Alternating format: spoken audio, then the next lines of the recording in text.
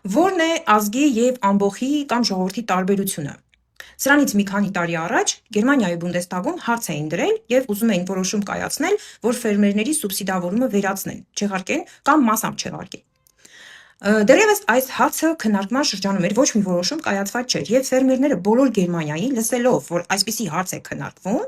համախմբվեցին մեկ մարդու նման եւ ոչ միայն ֆերմերները, այլ նաեւ հասարակ քաղաքացիները, որոնք գյուղատնտեսության հետ ընդհանրապես ոչ մի առնչություն չունեին, ֆերմերների հետ համախմբվեցին եւ մեծ էշելոնով գյուղատնտեսական մեքենաները բարձել էին այլ գոմաղ, սիլոս, խոտ, կաղամ, ճակնդեղ, ով ինչ ուներ, բարձել էին ու շարժվեցին դեպի Բերլին։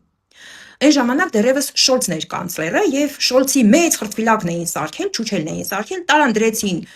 Բունդեսթագի դեմը եւ այդ գոմաղբա սիլոսը, այդ ամեն ինչը լցրեցին այդ ճուճելի վրա, այդ խրտվիլակի վրա եւ ամբողջ հրապարակը լցրել էին գյուղատնտեսական մթերքներով։ Սա բողոքի ցույց էր, համախմբված համաժողովրդական բողոքի ցույց էր։ Եվ մի քանի օր Բերլինը պարալիզացված էր, մինչ այն, որ օֆիցիալ հայտարարություն չեղավ, որ այդ հարցը ընդհանրապես օրակարգից հանված է։ Այդ դեպքում նոր ֆերմերները եւ ժողովուրդը ցրվեցին իրենց տներով։ Ինչ է ասածս։ Սա մի փոքրիկ օրինակ է, որ ազգը այսպես է ապրում, այսինքն բոլորը մեկի համար, մեկը բոլորի համար։ Ինչ է կատարվում Հայաստանում։ Ինչպես ուռին ու բարտին, ամեն մարդ իր դարդի։ Գյուղացին չի կարողանում իր գյուղամթերքը ռեալիզացնել, այսինքն ամիսներով տանջվել է, չարչարվել է, հասունացրել է եւ այս տխմար իշխանության որոշումների պատճառով չի կարողանում իր գյուղամթերքը ռեալիզացնել։ Ինչ են ասում այս տխմար իշխանության տխմար հետևորդները, այսինքն կոմենտները կարդում եմ ու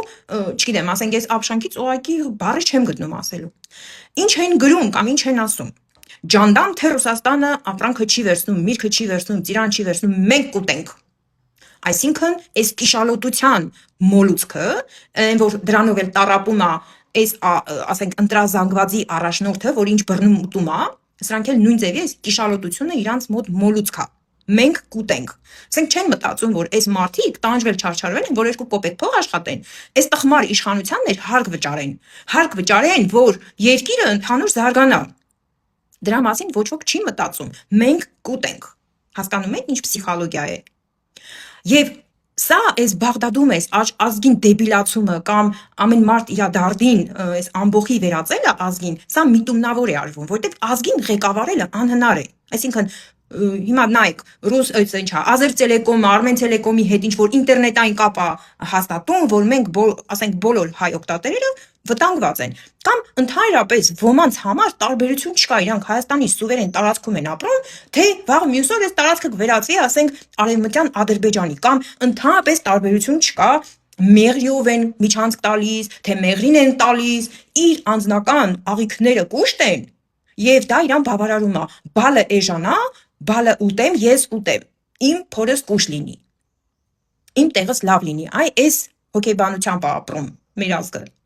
Դրա համար կապ չունի Նիկոլը կլինի իշխանության, թե Պողոս Պետրոսը կգա, ամեն մի Նիկոլի գալու համար ազգը պետք է մենթալիտետով հասունացած լինի։ Այսինքն Նիկոլը պատահականության իտոք չէ, պատահականություն չէ, որ եղել է։ Սրա համար հասունացել ես իմ տեսաուղերձներում անդրադառնում եմ դրան, որ արժե համակարգային անկումը բերում է նաև քաղաքական եւ մնացած բոլոր անկումներին։ Առաջի հերթին մարդիկ բարոյապես են արժեզրկվում եւ կորցնում են բարոյականությունը, հետո կորցնում են ամեն ինչ։